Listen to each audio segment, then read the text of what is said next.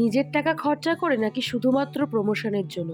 ব্লগাররা কি সত্যি মিথ্যে কথা বলে? তো চলো আজ তোমাদের সাথে সে কথাই শেয়ার করবো, আর একটা অন্যরকম এক্সপিরিয়েন্স। তো hello everyone, welcome back to my new blog. তো আশা করি তোমরা সবাই খুব ভালো আছো, আমিও খুব ভালো আছি। আর একটা দিন সময় সুযোগ নিয়ে আমরা পৌঁছে গেছিলাম একান্ত আপন রেস্টুরেন্টে।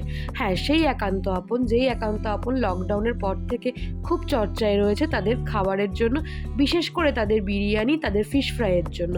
তো আমরা পৌঁছে গেছিলাম সেখানে।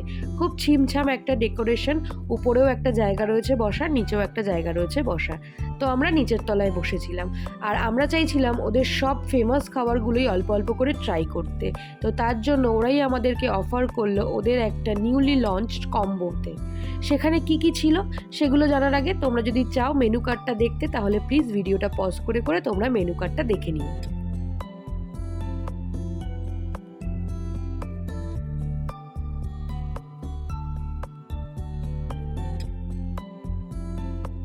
পেটে অনেক খিদে আর মনে অনেক ইচ্ছা নিয়ে পৌঁছে গেছিলাম একান্ত আপন রেস্টুরেন্টে।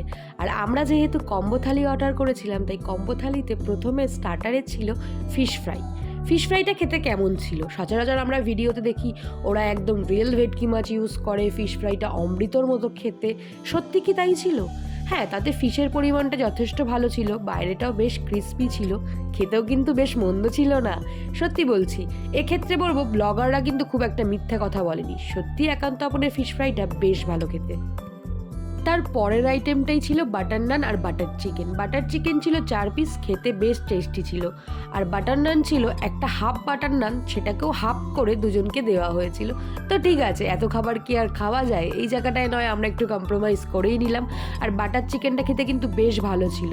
আর তার পরের ডিশ ছিল যেটা ওদের এখন প্রচণ্ড পরিমাণে চর্চায় রয়েছে, মিক্স রাইস। ইয়েস, কিন্তু এই মিক্স রাইসে ওরা সেই পরিমাণ চিকেন, মাটন, প্রন কি দেয় যে পরিমাণ ভিডিওতে দেখায়? দেখো, আমি কিন্তু ভিডিও ক্লিপসটা অ্যাড করেছি। সত্যি ওরা অনেক পরিমাণই দেয়, যেটা সচরাচর আর 5টা রেস্টুরেন্ট কিন্তু দেয় না।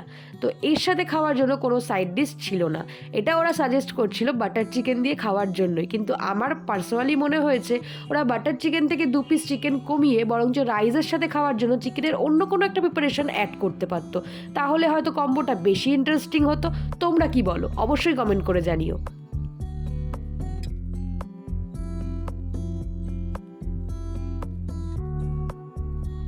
আর এই কম্বো শো স্টপার কিন্তু এই মাটন বিরিয়ানি। ইয়েস, এখানে যে মাটন বিরিয়ানি দেখছো 2 প্লেট, এটা কিন্তু হাফ মাটন বিরিয়ানি রয়েছে।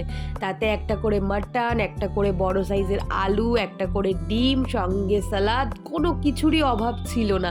কেউ দেখে বলবে এটা হাফ মাটন বিরিয়ানি? এই হাফ মাটন বিরিয়ানি নিয়েও তোমরা দুজন শেয়ার করে খেতে পারো।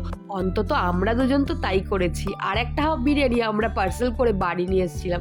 সত্যি বলতে এত খাবার খাওয়া একসঙ্গে পসিবল না। আর বিরিয়ানির আলুটা কিন্তু বেশ সফট ছিল, মাটনটাও সফট ছিল এবং সঙ্গে খুব জুসি ছিল আর ওয়েল কুক ছিল। হ্যাঁ, তবে এটা সত্যি কথা যে ওরা নর্মাল যেই বিরিয়ানিটা আছে বা এই হাফ বিরিয়ানিতে ওরা ইয়াব বড় সাইজের সেই মাটনটা দেয় না। তার জন্য ওদের স্পেশাল মাটন বিরিয়ানিটা নিতে হবে। আর সেটা ট্রাই করার জন্য আমরা অন্য আর একটা দিন যাব। তবে এখনও পর্যন্ত আমরা ওদের যা যা খাবার খেয়েছি, আমার কিন্তু সব কটা খাবারই দাম অনুযায়ী, মান অনুযায়ী বেশ ভালোই লেগেছে।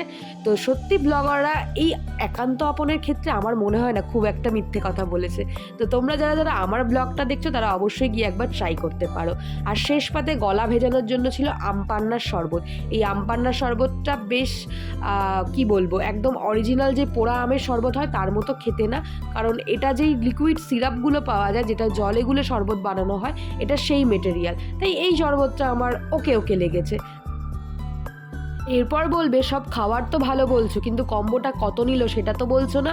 এই কম্বোটা তোমরা পেয়ে যাবে মাত্র 1150 টাকা। ইয়েস, আর আমি কোনো প্রমোশনাল ভিডিও করছি না, আমি ভিডিও শেষে আমার বিলটাও অ্যাড করে দিয়েছি। তো তোমরা যারা যারা যাবে অবশ্যই এই কম্বোটা ট্রাই করো। বাই, দেখা হবে নেক্সট ভিডিওতে।